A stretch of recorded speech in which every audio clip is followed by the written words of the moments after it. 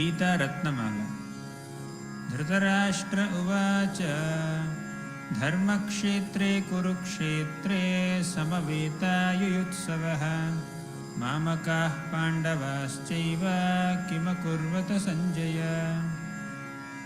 पाञ्चजन्यं हृषीकेशो देवदत्तं धनञ्जयः पौण्ड्रं दद्मौ महाशङ्खं भीमकर्मावृकोदरः।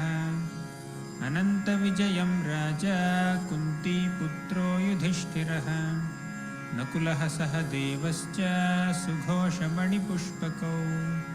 न च श्रेयोऽनुपश्यामि हत्वा स्वजनमाहवे न काङ्क्षे विजयं कृष्ण न च राज्यं सुखानि च।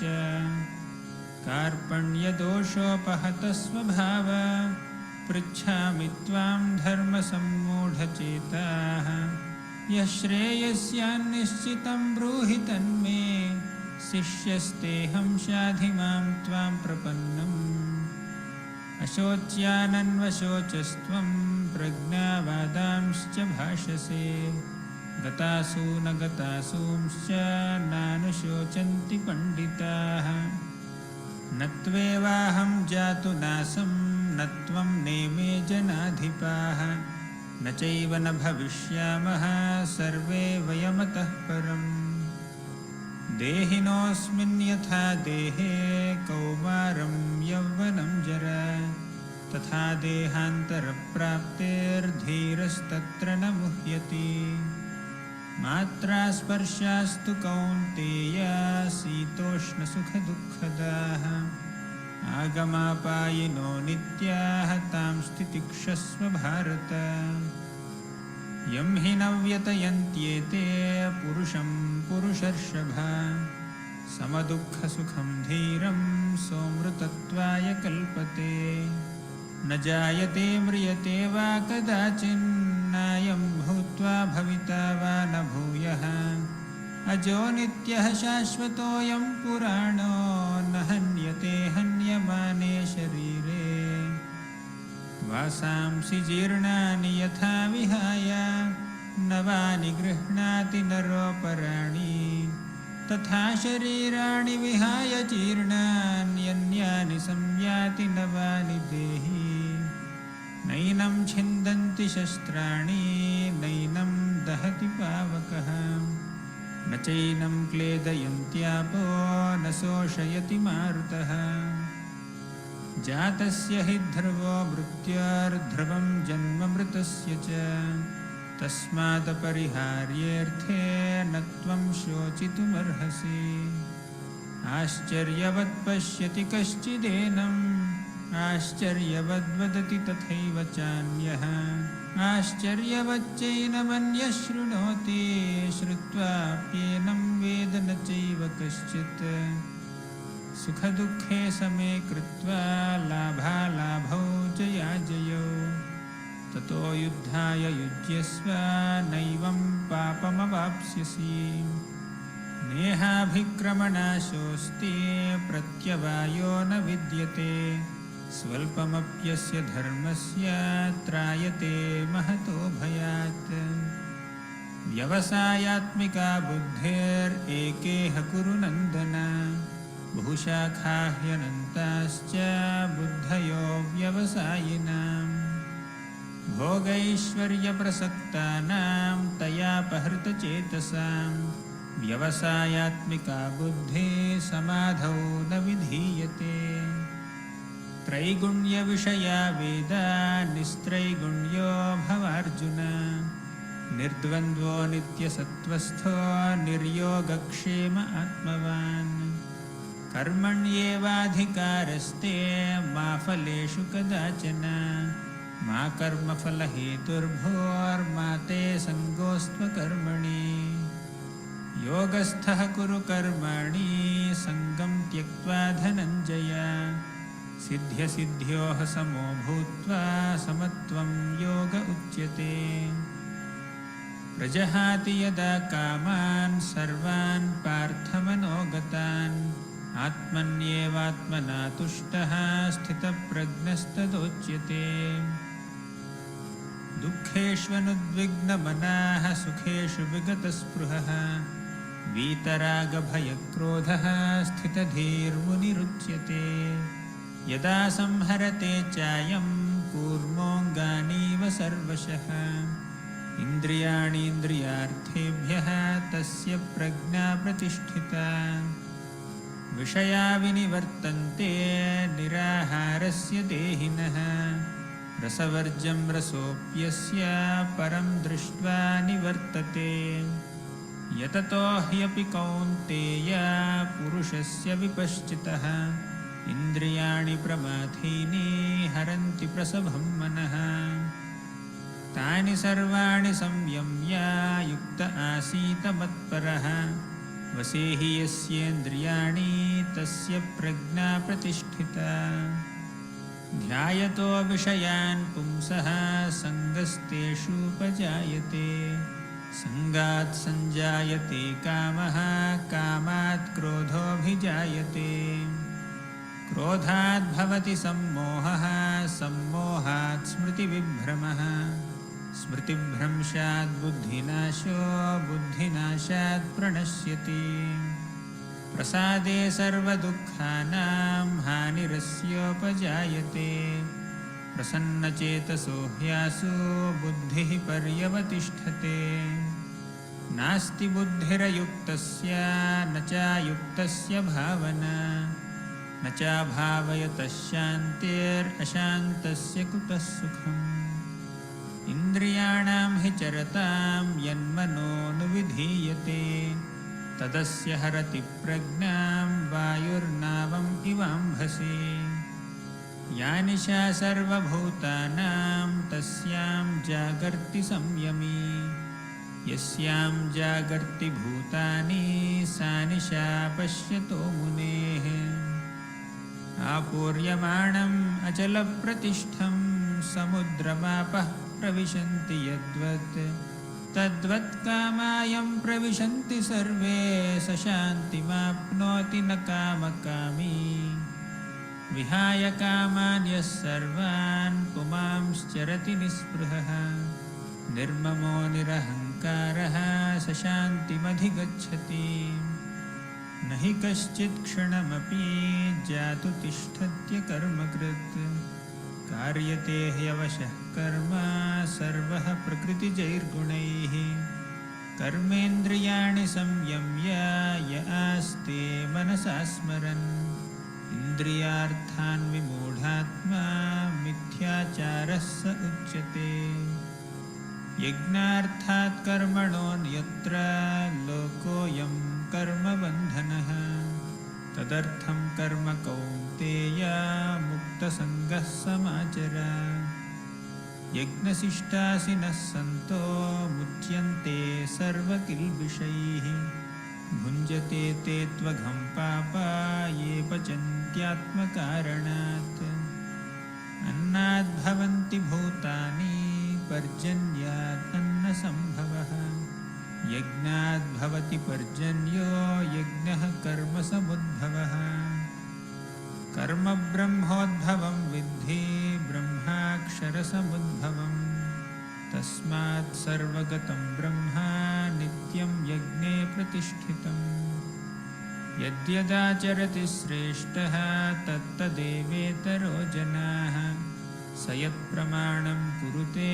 लोकस्तदनुवर्तते न बुद्धिभेदं जनयेत् अज्ञानं कर्मसङ्गिनां जोषयेत् सर्वकर्माणि विद्वान् युक्तः समाचरन् प्रकृतेः क्रियमाणानि गुणैः कर्माणि सर्वशः अहङ्कारविमूढात्मा कर्ताहम् इति मन्यते मयि सर्वाणि कर्माणि सन्न्यस्याध्यात्मचेतसा निराशीर्निर्ममो भूत्वा युध्यस्व विगतज्वरः श्रेयान् स्वधर्मो विगुणः परधर्मात् स्वनुष्ठितात् स्वधर्मे निधनं श्रेयः परधर्मो भयावहः काम एष क्रोध एष रजो गुणसमुद्भवः महाशनो महापाप्मा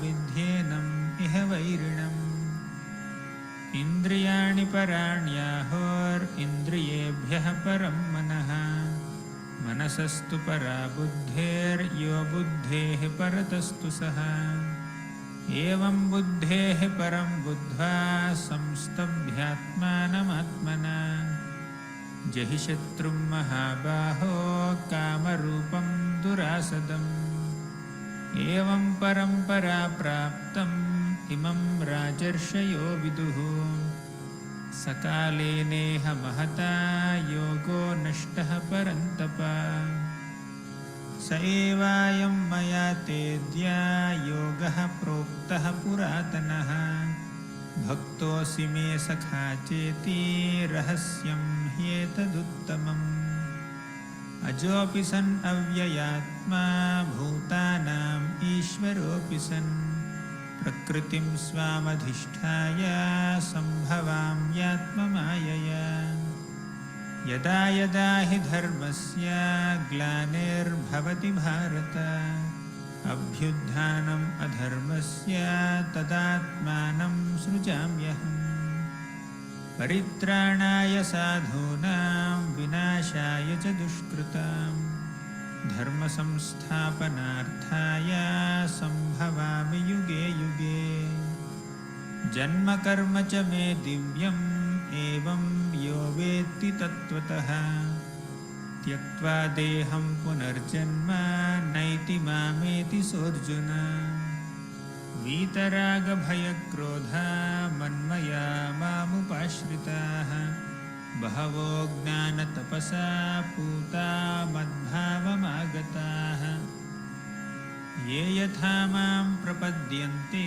तांस्तथैव भजाम्यहम् मम वर्त्मानुवर्तन्ते मनुष्याः पार्थ सर्वशः चातुर्वर्ण्यं मया सृष्टं गुणकर्मविभागशः तस्य कर्तारमपि मां विद्यकर्तारमव्ययम् न मां कर्माणि लिम्पन्ति न मे कर्मफले स्पृहा इति मां योऽभिजानाति कर्मभिर्न स बध्यते यस्य सर्वे समारम्भाः कामसङ्कल्पवर्जिताः ज्ञानाग्निदग्धकर्माणं तमाहुः पण्डितं बुधाः त्यक्त्वा कर्मफलासङ्गं नित्यतृप्तो निराश्रयः कर्मण्यभिप्रवृत्तोऽपि नैव किञ्चित् करोति सः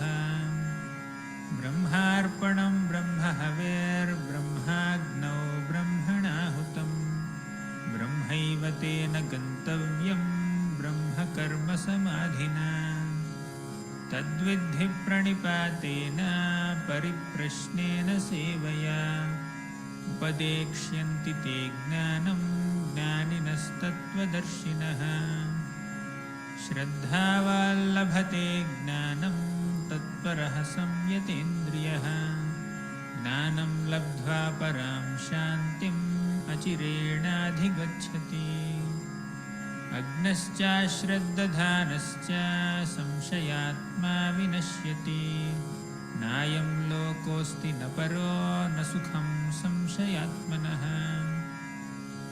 योगयुक्तो विशुद्धात्मा विजितात्मा जितेन्द्रियः सर्वभूतात्मभूतात्मा कुर्वन्नपि न लिप्यते ब्रह्मण्याधाय कर्माणि सङ्गं त्यक्त्वा करोति यः लिप्यते न स पापेन पद्मपत्रम् इवाम्भसा विद्याविनयसम्पन्ने ब्राह्मणे गविहस्तिनि सुनिचैव स्वपाके च पण्डिताः समदर्शिनः ये हि संस्पर्शजा भोगा दुःखयोनय एव ते आद्यन्तवन्तः कौन्तेय न तेषु रमते बुधः शक्नोति हैव यः सोढुं प्राक्शरीरविमोक्षणात् कामक्रोधोद्भवं वेगं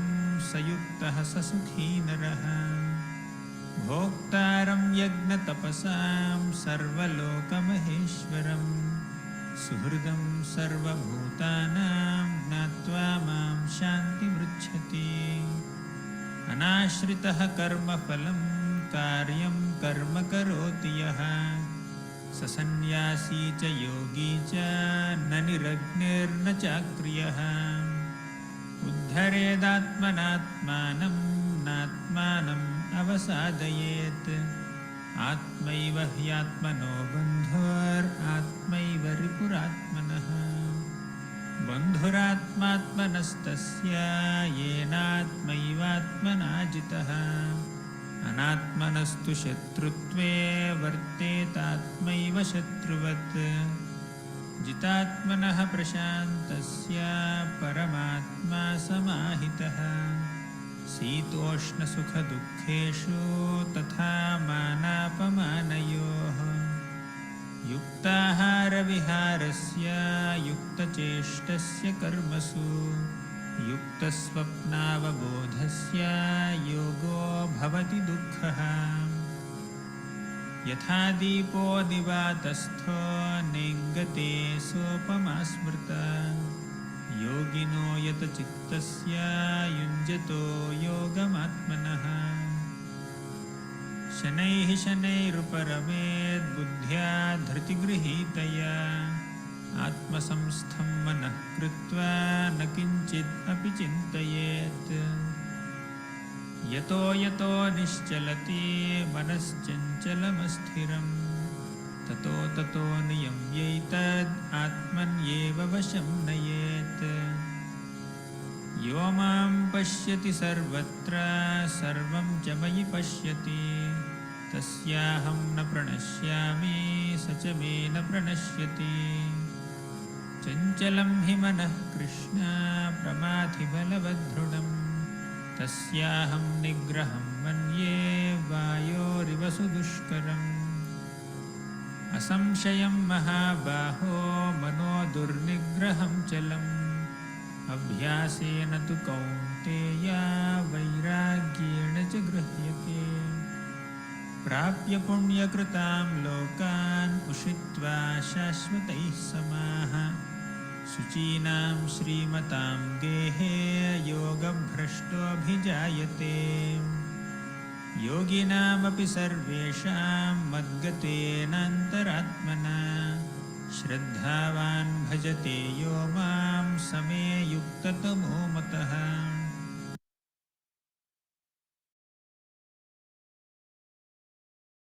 हरे कृष्ण कृष्ण कृष्ण हरे हरे हरे राम